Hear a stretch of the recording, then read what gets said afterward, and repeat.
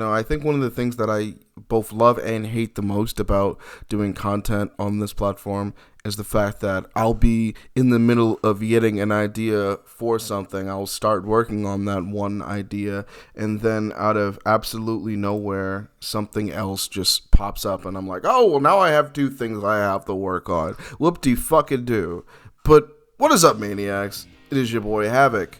I know, there's still plenty of people that haven't watched the third Sonic movie yet, and that's understandable. Not everyone has infinite time to go and watch movies on the weekends.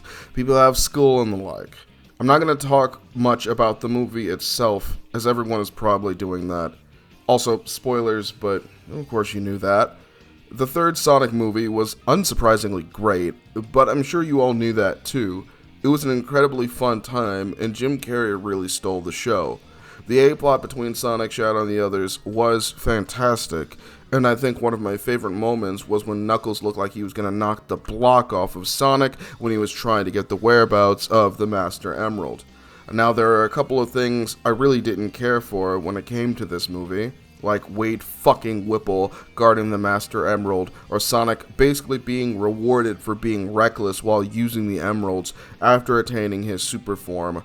Honestly, I kinda had hoped that his super form would be affected negatively from using the emeralds out of anger, kind of like in the Fleetway comics, but I guess there just wasn't enough time for any of that or something.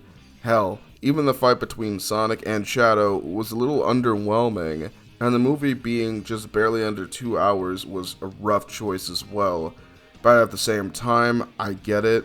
There was way less focus on the humans this time around, which is what a lot of people wanted. Not counting Robotnik and Gerald, of course. Jim did an amazing job, and it was obvious that he had as much fun as possible before his retirement. But the ending of the movie is what I want to focus on the most. And not only the ending itself, but what I think it's going to mean for 2026 and 2027. I noticed something on YouTube recently. There's been this trend of videos where people are saying the path forward for Sonic is unclear. Yeah, I'm just gonna fucking start putting these in here on my own fucking time. I'm so sick of going to that goddamn AI generator. So I looked for the videos that I just now referred to about people recently saying things about Sonic's future being uncertain, and now I can't find them. But what I did find is that apparently this is a trend, and Sonic fans kind of just keep doing this over and over. Like, there are a couple of videos where a couple of YouTubers were saying this a few years ago, and then a couple of years ago another guy said the exact same thing. So, that really makes me not want to, take any videos like this seriously, because apparently it is just a pattern that some Sonic tubers just keep taking. Like, oh, Sonic's future is uncertain. Oh, where do we go from here? Apparently, it's just a thing that we just do every year. And I don't understand why we do this. But I couldn't disagree more with that. If anything, the path forward for Sonic hasn't been clearer. Now, I know I'm not a big channel. I haven't even hit 1K yet. But I do think my theory that Sega is using the movies as a bit of a springboard into each act of content is still very possible. Act meaning 2 years of content, because at this point it's pretty clear that they're taking the approach to use 2 years to represent certain characters or certain eras or, certain lines of content. I think it's very clear that that's what they're doing. I won't get into every facet of my theory here. You can check out all the points I made in that video. I'll leave it down below.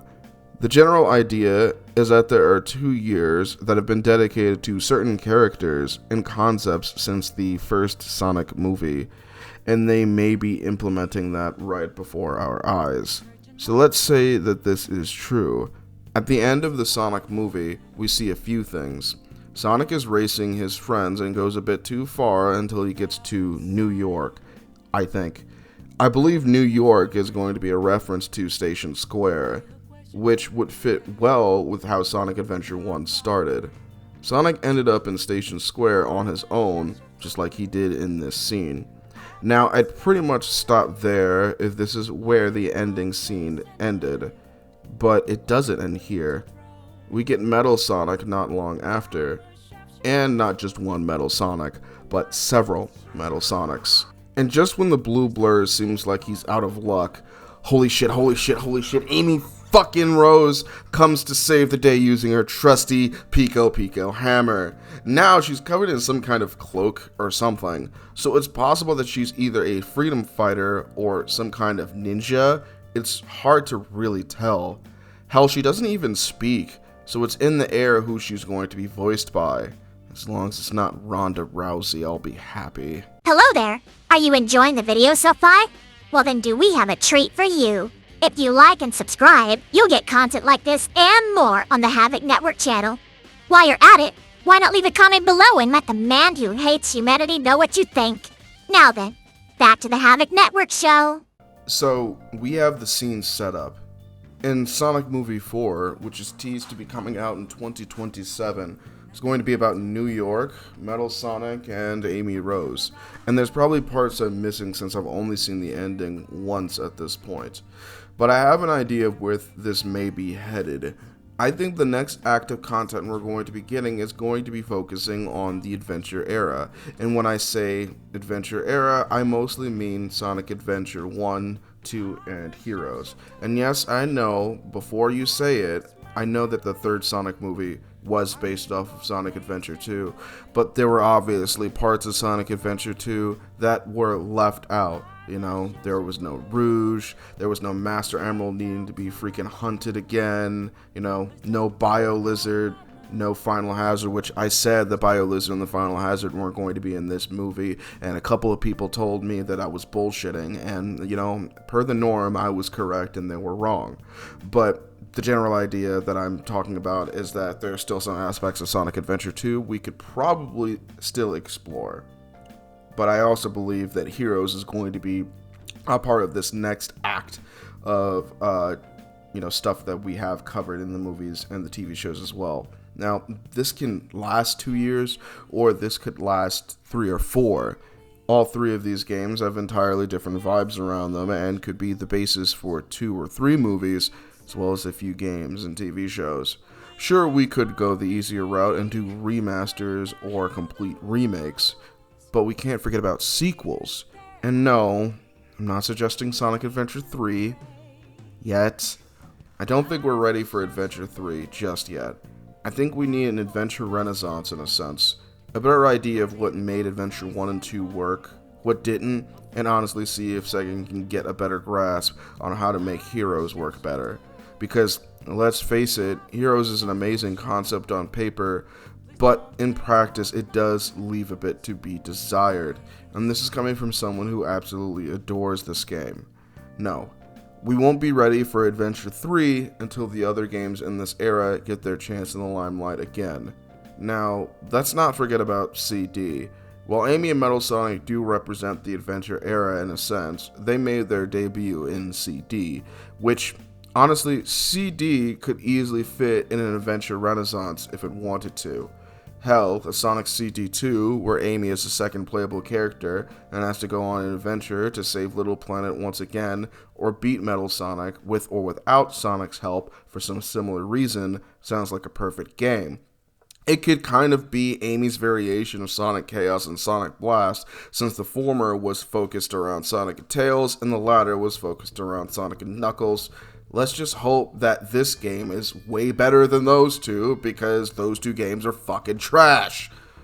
Hell, Amy doesn't even have her own game now that I think about it. Let's just give her a Sonic CD-esque game altogether using the classic style by herself. Hell, I'd play that. I mean, I'm a little biased, but I'd still play it. As far as the movies go, how badass would it be if Sonic movies 4 through 6 were all named Adventure? With the Sonic Adventure 1 movie being based off of Sonic Adventure 1 and Sonic CD, the Sonic Adventure 2 movie being focused around maybe like Heroes or Rush, and the Sonic Adventure 3 movie focusing more on Rush Adventure, Advanced, or 06. And let's not forget the TV shows. If CD doesn't become a part of the movies, it could definitely be told through a show. Maybe a retelling of Sonic CD, just called Amy, where she's the one to save her planet. That would be the perfect prelude to the fourth movie, now that I think about it. The possibilities are literally endless. Okay, so I'm pissed. I'm really pissed because apparently there was a part of the ending that I didn't stay for. Now, there was a second, there's a post-credit scene because I only stayed for the, mid-credit scene with, Amy and Metal Sonic New York. Apparently, there was an end credit scene, afterwards, which it wasn't that much of a surprise, but I'm still mad I didn't see it, and now I know that I can't fucking trust goddamn, Paramount to not fucking sneak shit in. I'm not surprised, but Shadow is alive, of course. I'll show it on screen. Shadow is alive. Because Keanu Reeves did say that he wanted to, actually make, some content, some more Shadow-related content with Knuckles. Which is why I was like, oh, there's probably going to be, Shadow's going to be have a big role in Knuckles Season 2. Which, this basically confirms that that's still the plan. I'm just mad that I didn't get to see it firsthand. But in case any of you guys are wondering, yes, Shadow's confirmed to still be alive. Now, I'm not going to pretend that I'm not incredibly biased as hell towards not only Amy and Metal Sonic. The latter really deserves to have respect put back on his name after he's been disrespected all these years. And we still need a new main bad guy. It could be a Mobian, but I would honestly love to see another human that has just as much charm as Jim's Robotnik. Maybe a Robotnik Nega or a Snively-esque character. The latter would be a reference to what was fucking stolen from us all those years ago when Satam got cancelled. The former would be an homage to the Rush and Rivals games, which do fit into the story track that I've envisioned. The path forward is incredibly clear, and I'm very hyped for it. And maybe it's just the joy of seeing my girl Amy finally make it to the big screen, but there's very few ways Sonic Team can screw this up. It's still possible, it's fucking Sonic Team, but it's gonna be difficult. What do you all think? Does this make any sense, or do I just sound insane? Let me know in the comments down below.